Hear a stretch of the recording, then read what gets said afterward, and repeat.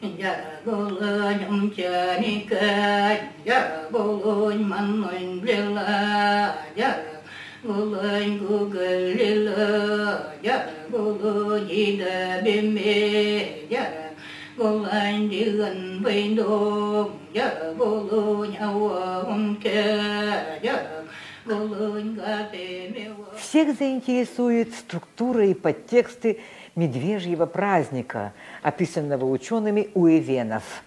Культ медведя существовал у всех народов, живущих в ареале его распространения.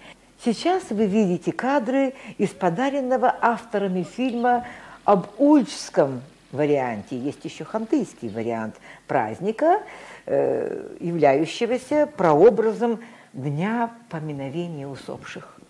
Вскормленного всем селом медведя выводят из сруба, водят по домам.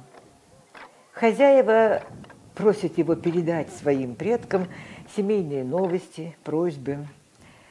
На музыкальном бревне имеют право играть только женщины.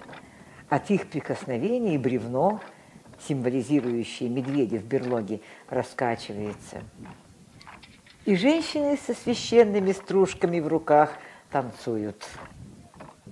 Будущий видеоэкспонат «Медвежий праздник» откроет цикл «Животный эпос» о культе лошади, лебедя, орла.